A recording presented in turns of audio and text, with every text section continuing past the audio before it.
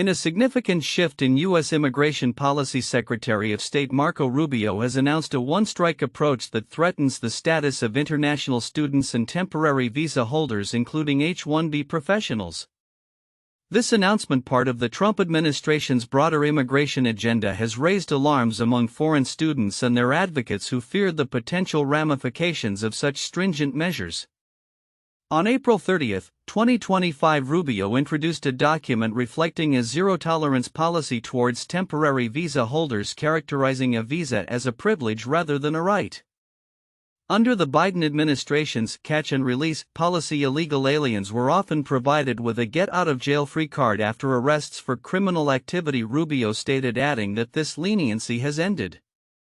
The policy, described as catch-and-revoke, will result in immediate visa revocation for non-U.S. citizens found to be violating laws. Particularly concerning is Rubio's explicit targeting of international students whom he accuses of abusing the hospitality extended to them by the United States.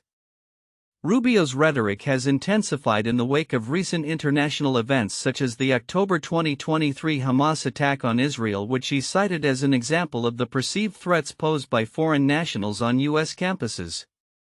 He emphasized that the State Department will rigorously enforce the Immigration and Nationality Act, which stipulates that any individual endorsing terrorist activities is inadmissible.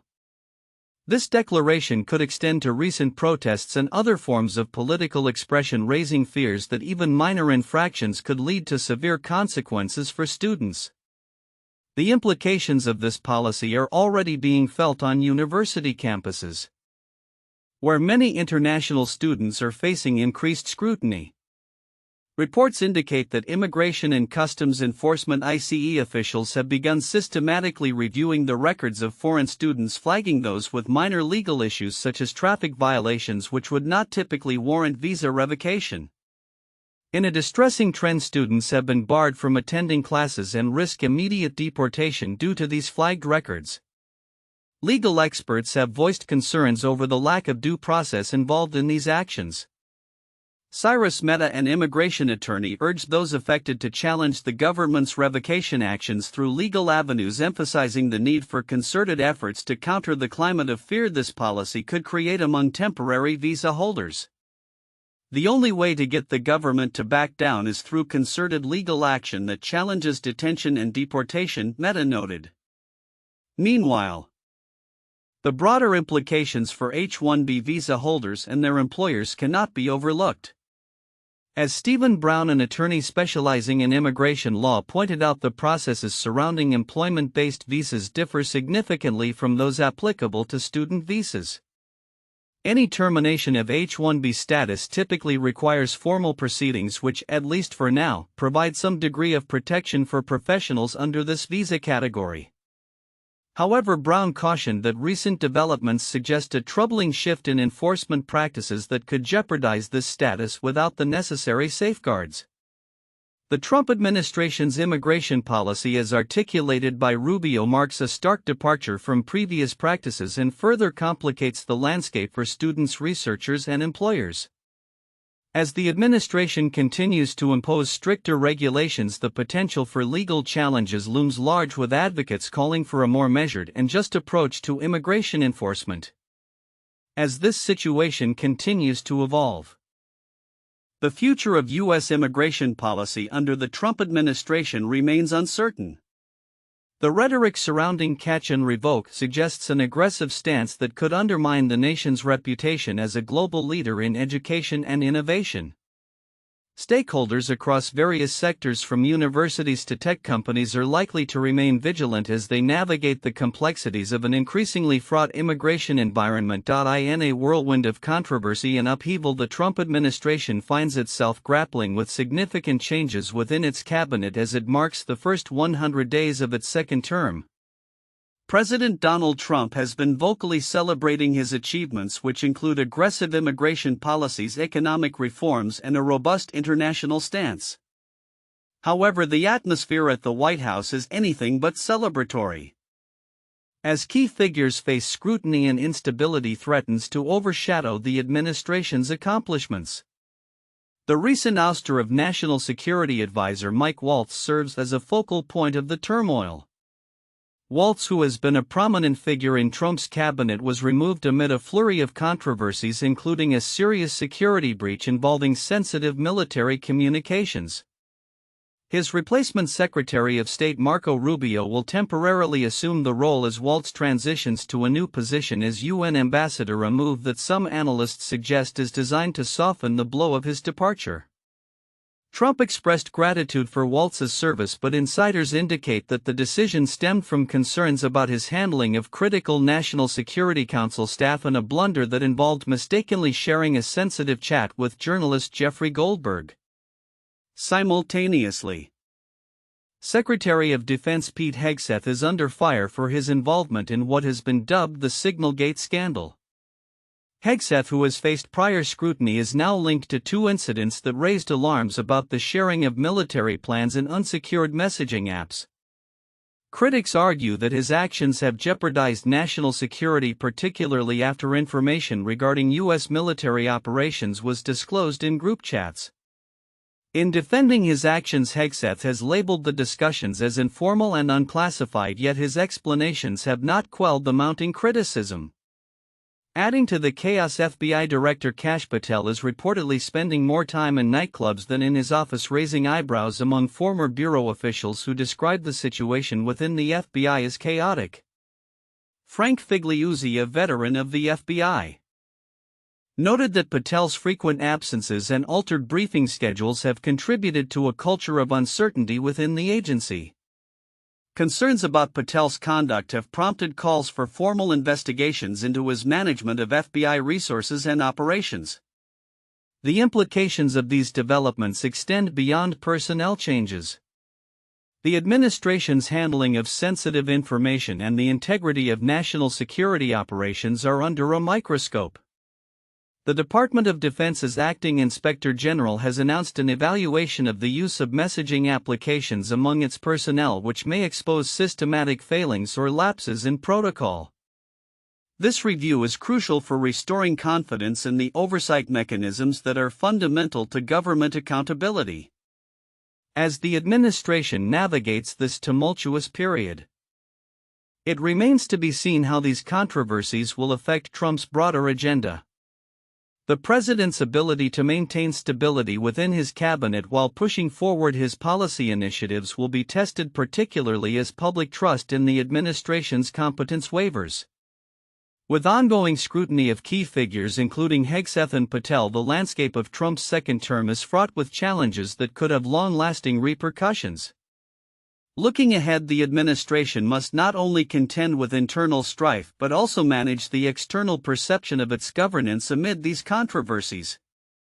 As the evaluations and potential investigations unfold, the outcomes will likely play a pivotal role in shaping the narrative of Trump's presidency moving forward.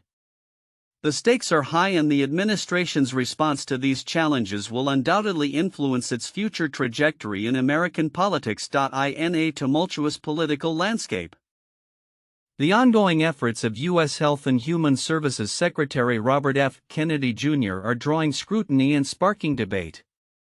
As he navigates the complex terrain of health policy, recent actions by state lawmakers highlight a growing concern regarding the potential impacts of proposed cuts to crucial health programs, particularly those aimed at combating the opioid crisis.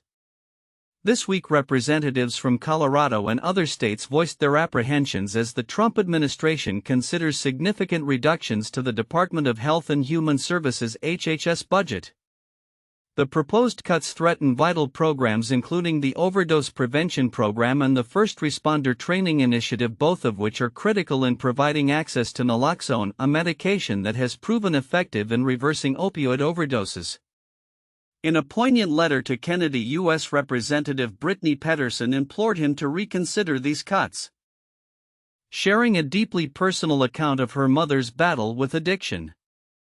"In 1 year alone, my mom overdosed more than 20 times. She was one of the lucky ones," Pedersen wrote, emphasizing the life-saving role of naloxone in her mother's recovery journey. Pedersen's appeal is underscored by alarming statistics. In Colorado alone, nearly 1,300 opioid-related overdose deaths were recorded in 2023, illustrating the severity of the crisis that continues to impact families across the nation. The Congresswoman's letter, which references Kennedy's own experiences with addiction, highlights a shared commitment to addressing this public health emergency. As an individual in recovery yourself, I trust that you are as committed as I am to addressing the opioid crisis head-on, she stated. Appealing to Kennedy's personal journey while urging him to prioritize health funding in the upcoming fiscal year 2026 budget request. The Biden administration has reported some encouraging news, with the U.S. Centers for Disease Control and Prevention indicating a nearly 24% decline in drug overdose deaths for the 12 months ending in September 2024 compared to the previous year. This decline may offer a glimmer of hope amidst the ongoing struggle against substance use disorders. However, Pedersen was quick to remind Kennedy that the substance use disorder crisis is far from over and American lives are at stake. Her call for action reflects a broader concern among lawmakers that cutting essential health services could reverse the progress made in reducing overdose deaths. As discussions intensify over the future of HHS and its funding, the ramifications of these budget decisions will undoubtedly be felt across the country.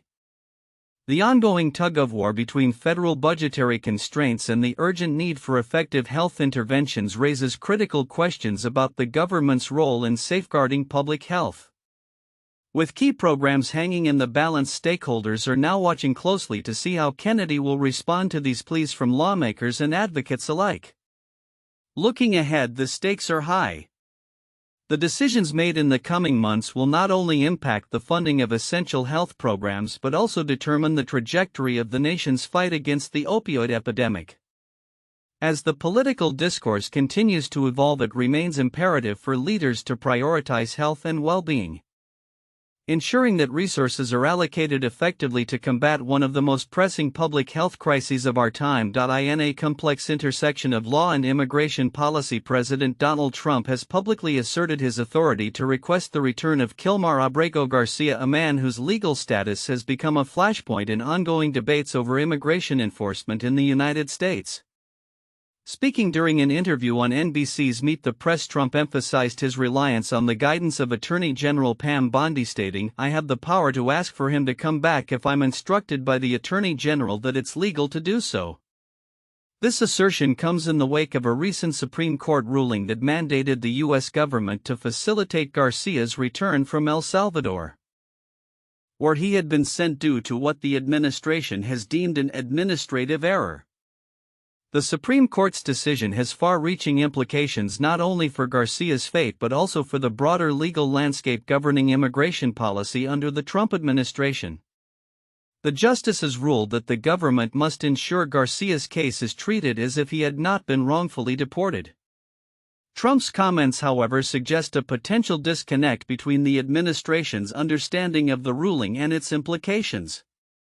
He remarked the decision as to whether or not he should come back will be the head of El Salvador, indicating that Garcia's return may hinge on the cooperation of Salvadoran President Nayib Bukele. As the case unfolds, it has returned to the U.S. District Court under Judge Paula Zines, who is overseeing the discovery phase of the litigation. This stage will involve the government answering questions posed by Garcia's legal team and conducting depositions of officials involved in the case. The deadlines for these actions are set for this week, marking a critical juncture in the legal proceedings that could determine the future course of Garcia's situation. In parallel, Attorney General Bondi is intensifying efforts against so-called sanctuary cities, with Colorado becoming the latest target of a federal lawsuit. The Justice Department claims that the state's sanctuary laws obstruct federal immigration enforcement, directly challenging local policies that limit cooperation with immigration authorities. The lawsuit cites incidents such as the alleged control of an apartment complex in Aurora, Colorado by members of a Venezuelan gang, a situation that officials argue has been exacerbated by sanctuary policies. Bondi's actions are part of a broader strategy by the Trump administration to assert federal authority over immigration matters, invoking the supremacy clause of the Constitution to challenge state and local laws that complicate federal enforcement. This strategy aligns with Trump's long-standing rhetoric against sanctuary cities, which he claims harbor illegal immigrants and undermine public safety. Colorado Governor Jared Polis has responded by asserting that his state does not operate as a sanctuary and emphasizes ongoing cooperation between local and federal law enforcement. The implications of these legal battles extend beyond individual cases like that of Garcia. They reflect a larger narrative of the Trump administration's immigration policy, which has increasingly focused on punitive measures and the assertion of federal power over state laws. As both the Garcia case and the lawsuit against Colorado progress, they may lead to further legal challenges that could eventually require the Supreme Court to clarify its earlier rulings or provide new guidance on the complexities of immigration law. As the July deadline for a potential Supreme Court review looms, observers are keenly watching how these developments will shape the future of immigration enforcement in the United States. The interplay between federal authority and state sovereignty in immigration matters remains a contentious issue, with the outcomes likely influencing both policies and political discourse in the years to come. In a bid to reassure global investors amidst rising economic tensions, U.S. Treasury Secretary Scott Bessent addressed a gathering at the Milken Institute Global Conference on May 5, 2025. Where he emphasized the Trump administration's commitment to fostering an appealing investment climate in the United States. His remarks come at a pivotal moment as financial markets remain sensitive to the administration's evolving trade policies. Bessent outlined what he termed the America First vision, which seeks to attract foreign capital through a blend of tariffs, tax cuts, and deregulation. "We have uprooted government waste and harmful regulations. We have planted the seeds of private investment. And we have fertilized the ground with fresh tax legislation. Next we harvest. And we want you to harvest with us," he stated. Calling on investors to look beyond immediate challenges and consider the long-term potential of the U.S. economy. The Secretary's speech was marked by a clear appeal to a select audience of affluent investors and entrepreneurs. "The administration's goal is to make it even more appealing for investors like you," he remarked, alluding to the favorable conditions the administration aims to create. However, his optimistic tone contrasted sharply with the apprehension observed among business leaders regarding the unpredictability of the Trump administration's trade policies. Recent months have seen significant upheaval in U.S. trade relations, particularly with China, where tariffs have escalated to an effective rate of 145%. While the administration has paused some reciprocal tariffs, many investors remain cautious. Bessent, however, expressed confidence in the administration's ability to negotiate favorable trade deals, stating, "We are very close to some deals, with hopes for substantial progress in the coming weeks." Despite Bessent's assurances, there are growing concerns among investors about the potential negative ramifications of the administration's tariffs on the broader economy. Executives at the Milken Conference voiced skepticism about the sustainability of Trump's trade agenda, with some noting that the current uncertainty has led to more cautious investment strategies. For instance, Jan Fraser, CEO of Citigroup, indicated that clients are preparing for economic headwinds, with many businesses delaying investments in light of tariffs. Bessent's comments came on the heels of an announcement by President Trump regarding new tariffs targeting foreign film producers, a move that has left many industry insiders perplexed about its implementation. This continued unpredictability in trade policy has led to a deterioration in investor sentiment, as evidenced by a recent report from the International Monetary Fund that downgraded its economic forecast for the U.S. In response to these challenges, Bessent has been working to shift the narrative towards the administration's tax reduction efforts, which he argues will bolster job creation and stimulate investment. He anticipates that Congress will pass new tax legislation by early July, including incentives aimed at encouraging high-tech investments and extending previous tax cuts.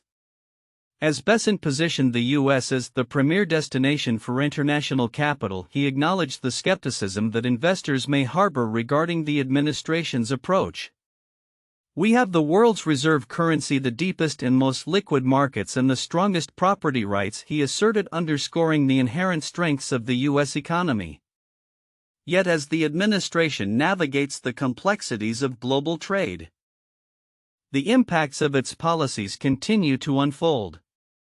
With no trade deals finalized in the weeks following Trump's tariff adjustments, investors are left to grapple with uncertainty. As Besant and the Trump administration strive to instill confidence, the future trajectory of U.S. economic policy and its implications for global investment remain to be seen.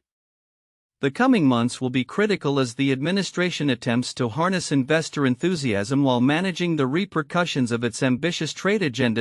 In an era defined by rapid technological advancements and shifting job landscapes, U.S. Secretary of Commerce Howard Lutnick has made a compelling case for the future of American employment, asserting that the great jobs of the future will center around maintaining and repairing robots in factories.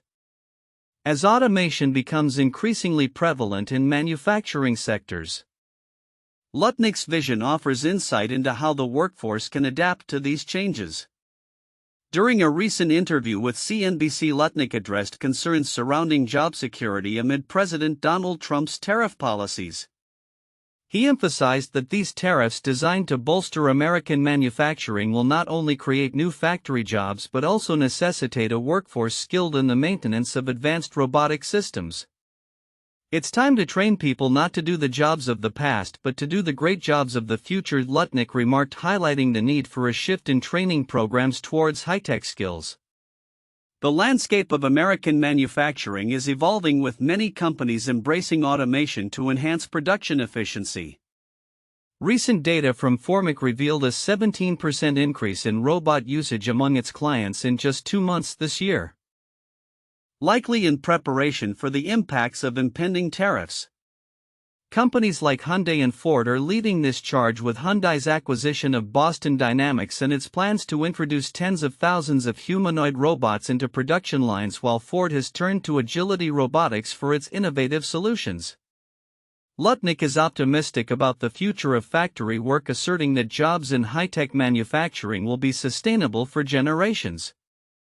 He stated that many auto parts facilities are already highly automated and the workforce is being trained to manage these robotic systems.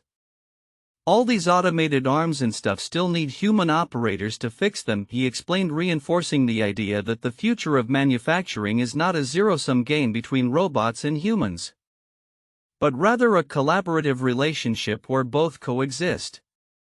The Secretary's comments also stressed the importance of vocational training in adapting to these new roles. He envisions a robust surge in training programs focused on robotics, mechanics, and engineering, aimed at equipping workers with the necessary skills for a future that is increasingly dependent on technology. "This is tradecraft. This is high school educated great jobs that start in the 80s and 90,000s," he added, painting a hopeful picture of economic opportunity for those willing to embrace this shift. However, the conversation around tariffs and their implications continues to evolve.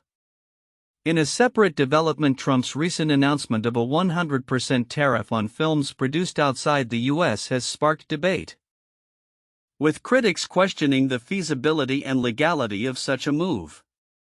California Governor Gavin Newsom's office has argued that the president lacks the authority to enforce these tariffs under the International Economic Emergency Powers Act, emphasizing the complexity of trade and its implications for various industries.